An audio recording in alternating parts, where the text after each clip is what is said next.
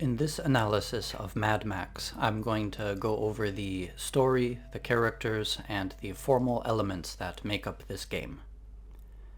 Mad Max is an open-world action driving brawler hybrid based in the Mad Max universe created by George Miller in 1979.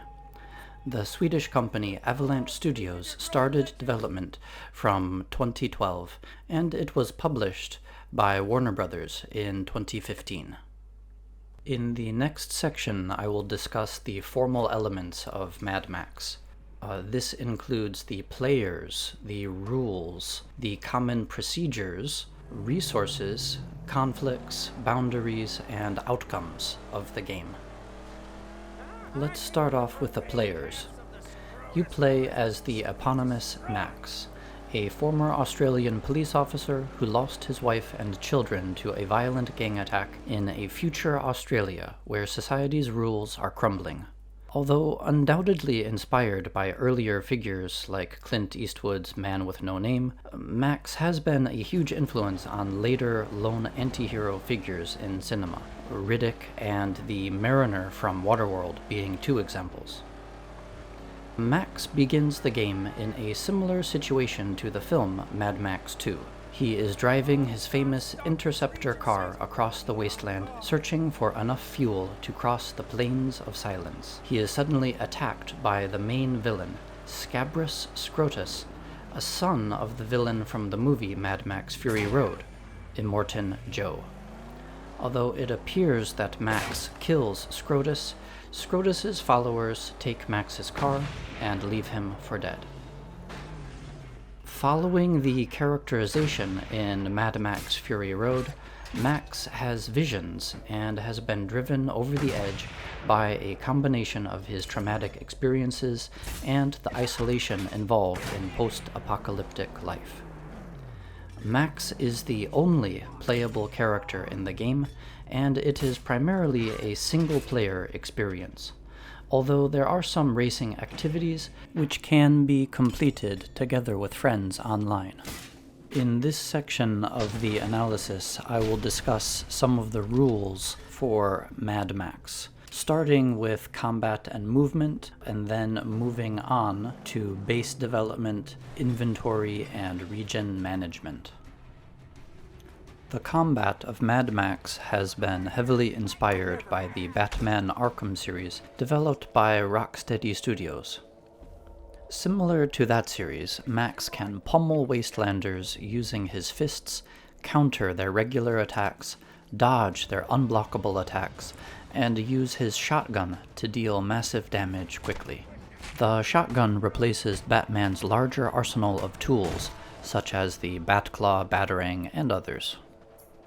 As you counter, finish, and attack enemies successfully, you build up a combo meter that can send Max into a Fury mode, where your attacks deal more damage.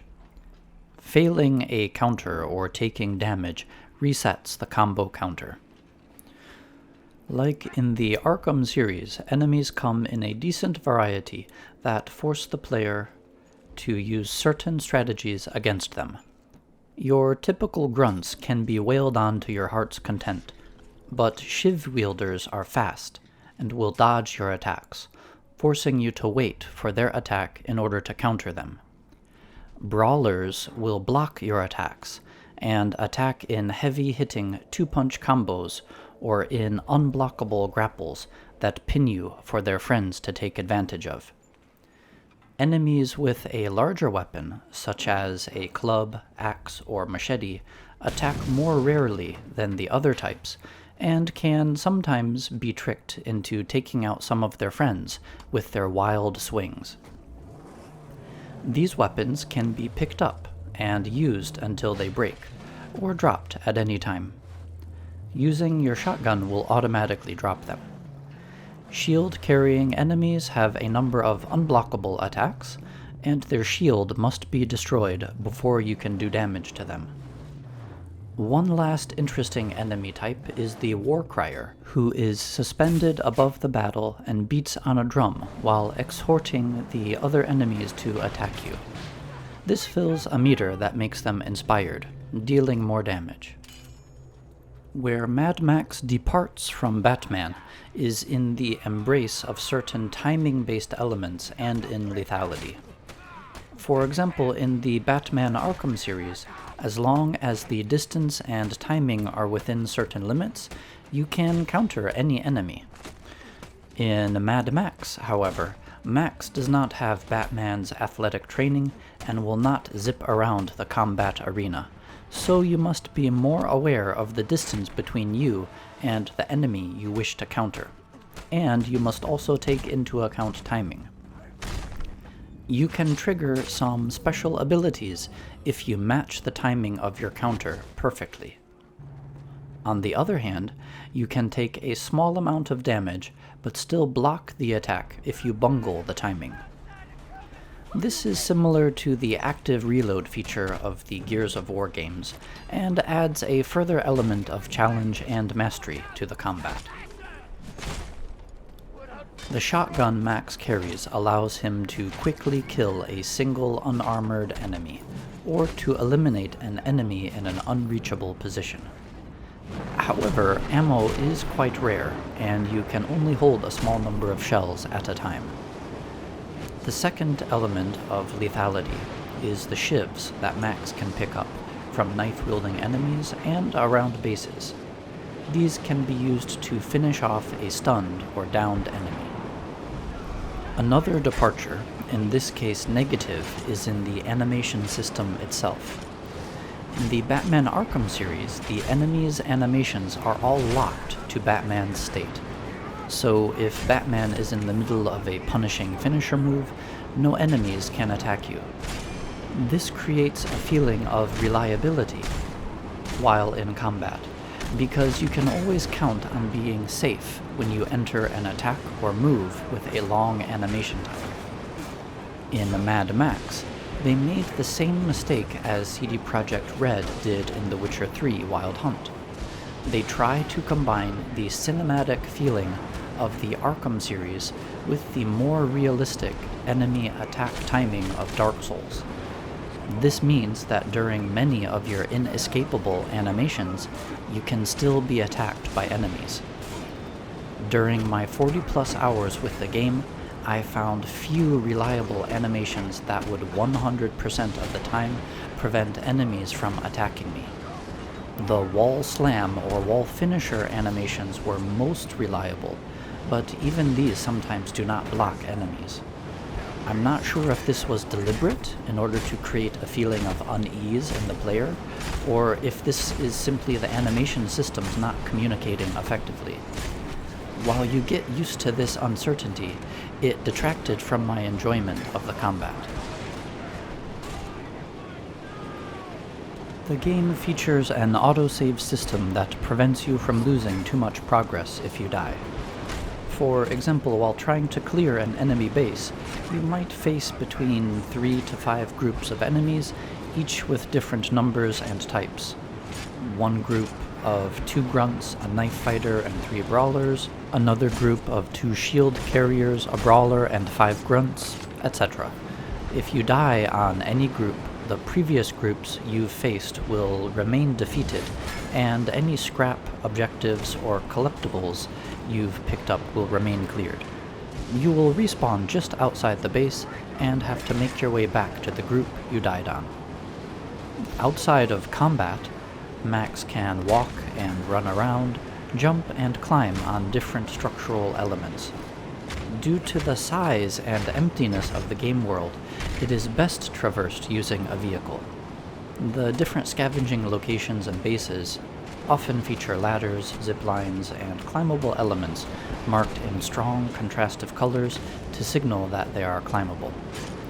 If it is not marked in this color, Max's extremely low jump probably will not clear it. On to vehicle movement and combat. The vehicles interact with the world in mostly realistic ways. The tires grip asphalt and slide through the sand. Rocks bump you into the air. By default, there is roll assist, which mostly prevents the cars from flipping over, although I did manage to get the car stuck on its side once or twice. As you drive, the fuel tank will slowly drain, but this can be refilled at a base if you have the appropriate upgrade, or you can collect gas canisters at enemy bases or other scavenging spots. You can modify your main car in a large number of ways. There are several car bodies to find throughout the game, and these change the overall look of the car, but then there are the performance modifiers. You can install different upgraded versions of a V6 or eventually V8 engine, which influence your top speed, acceleration, and handling. Armor, which protects you from enemy cars and increases the weight, slowing the car down and reducing acceleration and handling. Different rams, suspension systems and exhaust, different tires for asphalt or sand, rims that damage cars you grind against, and lots more. For weapons, there is a harpoon used to latch onto structures and vehicles to rip away armor, doors, or wheels. A thunderpoon, which is an explosive rocket weapon. A sniper rifle for taking out snipers in towers, and flamethrowers mounted on the side of your car to damage enemies next to you. There are also cosmetic changes, such as color, decals, and both front and rear ornaments. Driving around the map is a real pleasure. If you reach max speed, you can hear the wind whooshing by, and the car generates wind particle effects as you barrel down the mostly abandoned highways. The engine revs up, and you get a bit of tunnel vision as well from the camera changing the field of view. At the beginning of the game, your car, the Magnum Opus, will be quite weak, and you will have to disengage from enemies more often than you engage them. At a certain point, the tables are turned and you'll become something of a hunter, actively taking out groups of roving bandits or convoys. You can ram into cars or enemies on foot, and you'll get a damage boost if you use your nitro, or you could use your shotgun, harpoon, or thunderpoon. Sometimes cars with loads of extra enemies will pull up beside you, and the enemies will leap over to your car and try to attack you as you drive. You can even ricochet between cars on either side of you as you smash their doors and remove their armor plating. On the subject of damage, once your car reaches 0 health, you will have 5 seconds to get out before it explodes. If you don't make it out, your car will explode, taking you with it. If you do, you have a few options. If you are driving your Magnum Opus, your Blackfinger chum bucket will begin to repair it. You'll have to wait until the car's health reaches halfway before you can hop in and continue. If you are driving another car, you'll have the option of spending a certain amount of scrap to repair it instantly, as Chum Bucket is only available in the Magnum Opus. If you die outside of an enemy base, you'll be returned to the nearest friendly base. Returning to driving other cars, it is possible to drive any enemy car, provided you can kill the driver or force him to exit the car. You can then get in and drive it around the world, or drive it back to a friendly base. Doing so will add the car to your garage collection, if you don't already have that one. Once added, you can pick that car from any friendly base anytime you wish to venture out into the wasteland. You will be able to fast travel, but doing so automatically switches to your Magnum Opus. One benefit from using an enemy vehicle is this provides a faction-based disguise, unless you get too close to an enemy vehicle. This allows you to avoid conflict with enemy patrols of that faction, and also to drive much closer to an enemy base before they realize what's up. One final subject that covers both vehicle and melee combat is fire. Some cars are equipped with gas burners or flamethrowers that will temporarily set your car on fire, dealing damage for a few seconds. The same can happen in different areas in the bases. There are often areas that are blocked off by a constant stream of burning gas, and if you make contact with it, it will set Max on fire for a few seconds and deal massive amounts of damage. You can use this same principle on enemies and either knock them into the fire or lure them into it. As you play the game, you will encounter a number of different bases led by friendly factions. You can perform a certain number of missions for them that will unlock special benefits for you, and you can also explore the map to find specific items which can be used in base development. For example, you might need 4 special items in order to build a water collection system. As water and food allow you to refill your health bar, having this system refills your water canteen automatically when you visit the base. You can travel to the locations marked on your map, pick up the items, and return to the base to build the system. There is a time limit on the frequency of refilling, however, so you can only refill your canteen about every 30 minutes. Besides a water collection system, there are many others. For example, you can build a maggot farm to refill your health automatically, a cleanup crew to collect any scrap from vehicles you destroy in the region, and an oil reserve to refill the fuel on your car. Combat is impossible in friendly areas. These friendly areas are filled with NPCs who are immune to your attacks. Every other area of the game is considered hostile. Mad Max has an extremely simple inventory system. You always carry your shotgun, and you can pick up a limited number of shells and shivs to use in combat. Any scrap or ammo for your car weapons is automatically transferred, although like your shotgun, you have limited slots for your car weapons ammo and cannot store any extra. There is no item management or even inventory screen. Each friendly base controls a region divided into several territories. Each territory has a number of minefields, enemy camps, convoys, sniper towers, totems, and race locations. Completing races will unlock new cars for your base, while clearing the other challenges will reduce the threat in the region. Reducing the threat makes it safer to travel through the region, with fewer enemies spawned in as you drive around. Reducing the threat is also critical for unlocking certain upgrades and advancing the story in some places. This section discusses the procedures of Mad Max. In gameplay terms, a procedure is similar to a loop. These are common activities or mission types that you will engage in during gameplay. First is completing a mission. These are relatively simple in structure and usually involve killing a particular enemy or destroying a camp or going to a location and finding an item. You might have to complete a race or speak with an NPC as part of the mission, but these serve to add spice. All missions advance the main story of Max's quest to get his V8 back and eventually cross the Plains of Silence. Another activity is scavenging. Scrap is critical for upgrading the bases and the Magnum Opus.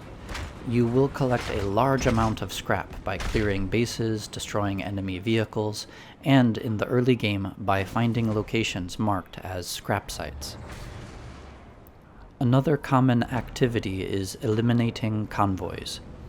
Enemy convoys are large groups of cars with one main vehicle being protected.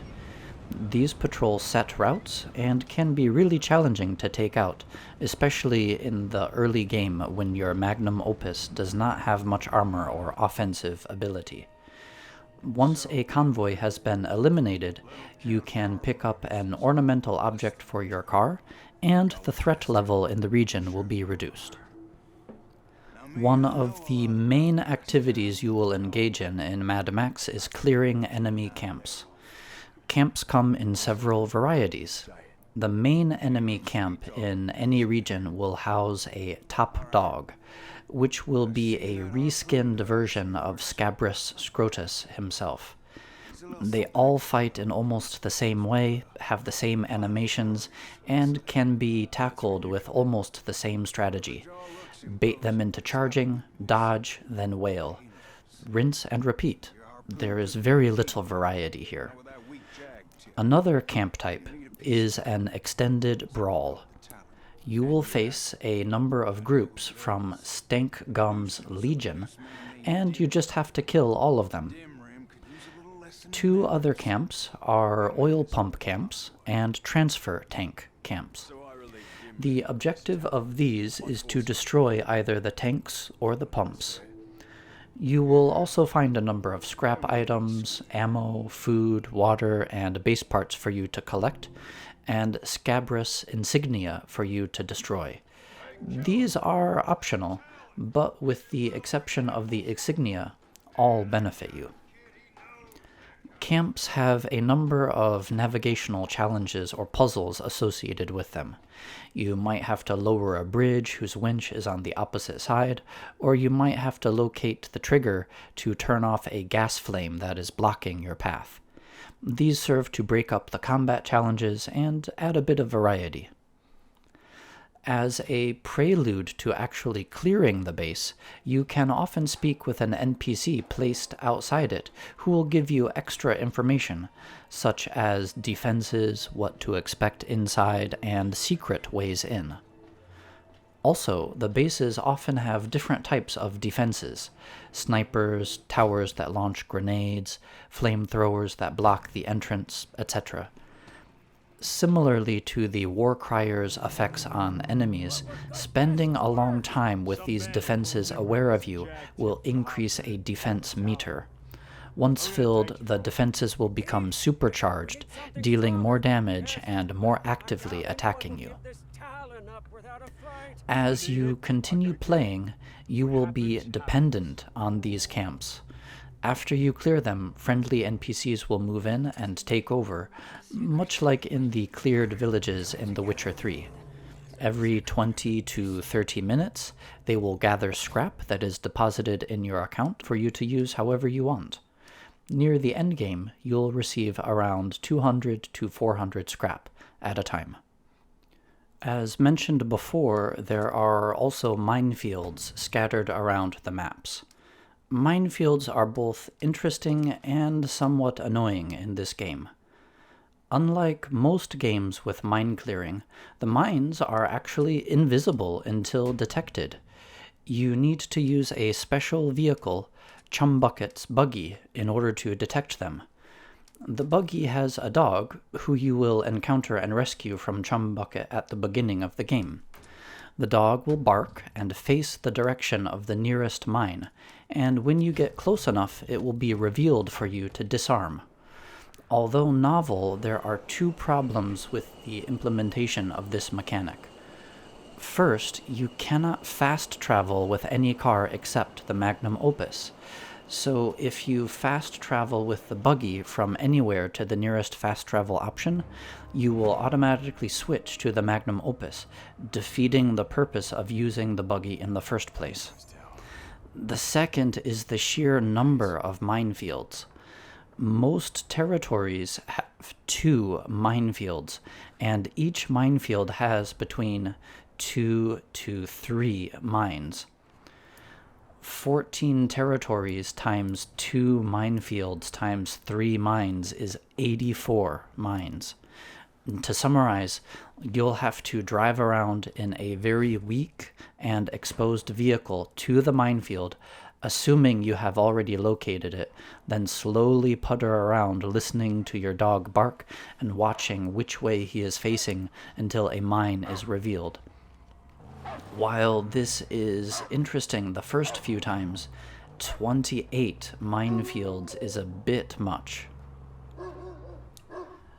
No driving game would be complete without a race, so sometimes completing a race will be necessary in order to progress the story. There are a few different kinds. One is simply to reach the finish line before anyone else, while another is a checkpoint-based race. There are a number of lines of barrels set across the racetrack at different points, and at each line you must smash into one barrel before continuing. As an open-world game, revealing a region is also important. There are 11 air balloons scattered over the world map. Once accessed, these function as fast travel locations. Very often these will be guarded, and sometimes you will have to make the air balloon functional again. For instance, once or twice you will find one that needs to be fueled up, and there will be no fuel canister in the area. So you will have to use a spare from your car if you have one, or you will have to go and find one, then return. Once up in the air, you can use your binoculars to reveal different locations on the map, and to reveal the name of the region as a whole. Nowadays, no open-world action game would be complete without a leveling system, and Mad Max, although it was released in 2015, was no exception. Mad Max has a rather unique leveling system. Max has 10 abilities, each with 10 levels. In order to level up his abilities, you need to complete challenges. A challenge is basically set up as a condition. For example, collect 45,000 total scrap in your playthrough, or defeat 10 Scrotus vehicles. Some of these, by their nature, are repeatable, like the second one. Others, such as completing all the base projects for all the bases, or for one particular base, can only be completed once. Each time you complete a challenge, you are rewarded with a Griffa point and an increase to your legend level as well. It seems that your legend level controls several aspects of the game. You can only get access to some upgrades for your car after reaching a set legend level, for example. Griffa, it is implied, is one of Max's hallucinations. In order to level up your abilities, you must travel to one of Griffa's locations, which are marked on the map. There, he will engage in some dialogue, and then you may upgrade your abilities. These include increasing your health bar, receiving bonus water from water collection sites, increasing the amount of health you gain by eating food, gaining extra scrap when you collect it, using fuel more efficiently, and several combat-related abilities, like increasing your damage with a melee weapon, or making melee weapons last longer before they break. There are 3 more common activities to discuss: managing a base, upgrading the Magnum Opus, and weathering a storm. In keeping with the Mad Max ethos, there is not much for you to do in managing a base. Unlike Metal Gear Solid 5, you will not assign staff to different departments, nor will you need to make sure income is sufficient. All you need to do is collect the appropriate parts out in the wasteland, bring them back when you have them all, and build the project in the base. Besides the in-game benefits of doing so, it feels really satisfying to see each base progress from an absolute shithole to, well, not paradise, but a less shittier hole, at least.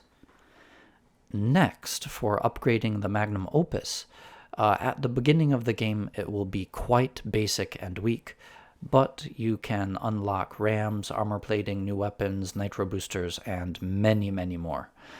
Most of these just require scrap, but often have a game-wide condition as well. This could be completing a story mission, or reducing the threat level in a region below a certain threshold. Finally, you will also have to weather storms.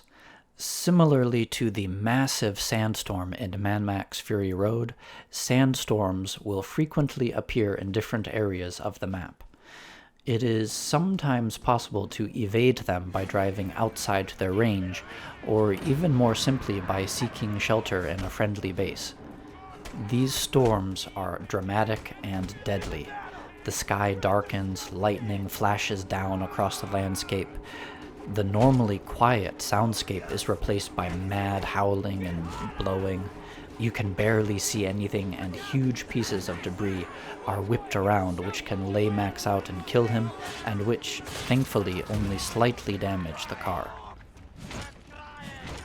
The main conflicts in terms of gameplay are how you customize your car.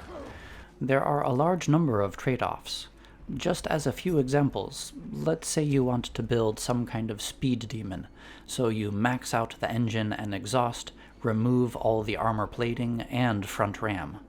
This gives you a light, fast car that will take damage very easily and probably not survive long in a tough fight.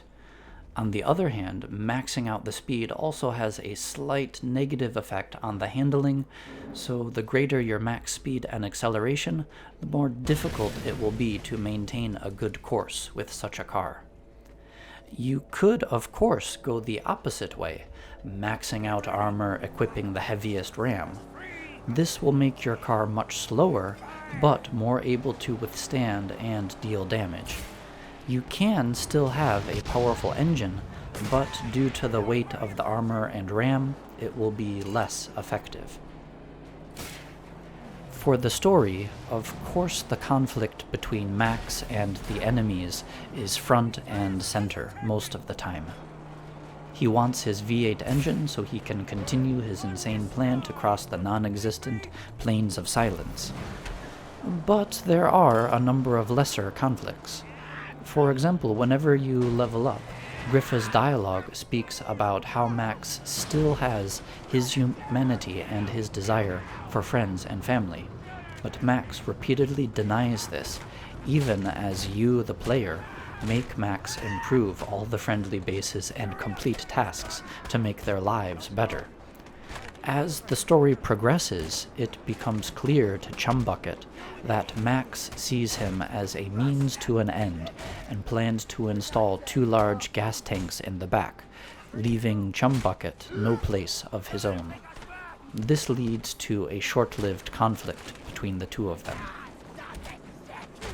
Although never acted upon in the game, there are also conflicts between the different friendly bases. As you wander around them, the NPCs can be heard to say things like, "I guess we're now trading with those assholes of Jeets. I can't wait till we raid one of their convoys," or similar hostile comments. One final conflict is between Max's goal and Hope. Hope is a slave or concubine that Max encounters in one of the friendly bases early on, and later takes on more significance as Max does a number of missions for her to rescue her daughter, Glory. Max initially denies his own humanity and attraction to her, but eventually risks his own life and his goal to help her. Moving on to boundaries and outcomes. The world map is surrounded by the Big Nothing, which takes the form of endless dunes and dramatic canyons, presumably once undersea valleys. You can enter this area for short distances, but eventually you'll be forced to turn around. As mentioned before, there are strict limits on inventory. You can only hold so much ammo for your shotgun and your car weapons, and the same goes for water. You can never carry food around. Once found, you must either leave it or eat it immediately. There are also some limitations on car types. These are restricted to 4-wheel vehicles and only run the range of sedans, muscle cars, pickups, and beetles. There are no war rigs like in the movies, no motorcycles, etc. As for outcomes, there is only one basic outcome of the game. You have a final confrontation with Scabrous Scrotus, in which he, the Magnum Opus, and Chum Bucket all die. Hope was killed previously, as was her daughter, Glory. Max is on his own again, and he has Scabrous Scrotus's car in which to continue his journey. After this event, you can continue to play the game and destroy enemy bases, complete races, etc. The Magnum Opus and Chum Bucket are resurrected for this, which, although very gamey, makes sense in terms of gameplay. After all, you can only make use of the Magnum Opus's weapons if Chum Bucket is present, and without the weapons it is basically impossible to take down the defenses of a base, eliminate snipers, take down totems, etc. In this section I will discuss dynamic elements. Besides the elements discussed below, the world of Mad Max is itself somewhat dynamic. As you drive around, you have the chance to encounter Scrotus's patrols, and this probability is affected by the threat level in the region, which changes during your play. There is also the chance to encounter a sandstorm, and this seems to be randomly triggered. This next section about game dynamics makes use of ideas from Game Mechanics, Advanced Game Design by Ernest Adams and Joris Doormans. I will also be showing some machinations diagrams that I've made to model these elements so you can see what I'm talking about. The first pattern that you see very commonly in Mad Max is dynamic friction. As you unlock higher and higher upgrades for Max's combat abilities and for his car, the prices in scrap, of course, increase. So although your ability to get the scrap increases due to liberating enemy bases, the prices increase at the same time, so it never feels like you're just swimming in scrap. Another design element seen in Mad Max is the slow cycle pattern. This manifests in the fury meter you have during combat. This is set on a timer, so it will inevitably empty, and you will have to continue your combos in order to fill it again. You can repeat this many times during a single combat session. Another design pattern is playstyle reinforcement. The main manifestation of this is the car customization. As mentioned before, you can create a large variety of cars that fit your playstyle. And one last pattern I'd like to talk about is the stopping mechanism. The stopping mechanism is used to prevent the player from abusing the base upgrades and the Magnum Opus weapons. The weapons all have a limited amount of ammo, and there is a several second delay between uses of the weapons. As for the bases, there is a 20 to 30 minute delay between refill times. Again, this prevents the player from abusing them and making the game too easy, so this is one of the ways that the game designers have controlled for difficulty. The penultimate section of this analysis covers the dramatic elements, the characters and story of Mad Max. The story does not follow any of the movies or other media exactly, but takes heavy inspiration from almost all of them, especially from the third movie and from the comic book series prequel to Mad Max Fury Road.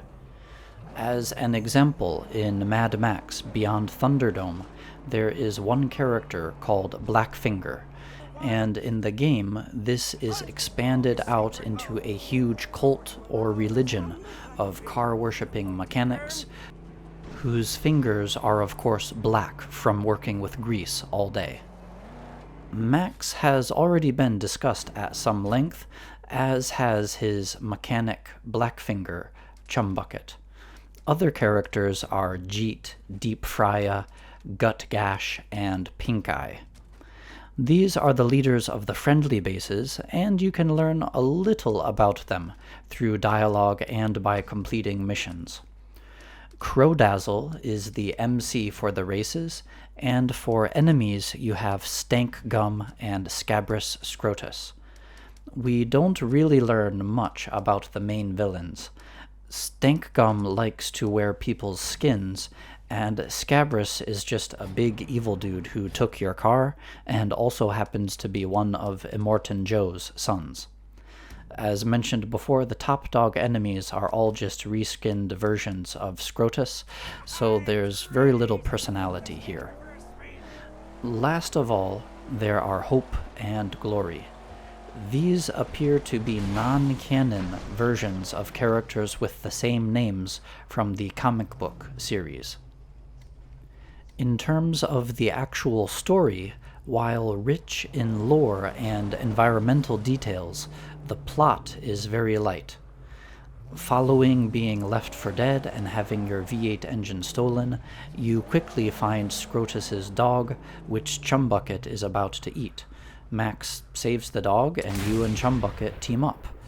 Chumbucket agrees to be your mechanic in exchange for help finding parts for his Magnum Opus, a car that he is building and one which he attends to with religious and sexual devotion. To get the parts, you need to scavenge locations under the control of different groups of war boys. Along the way, you will do missions for the leaders mentioned above, who will often give you information or weapons that enable your further progress.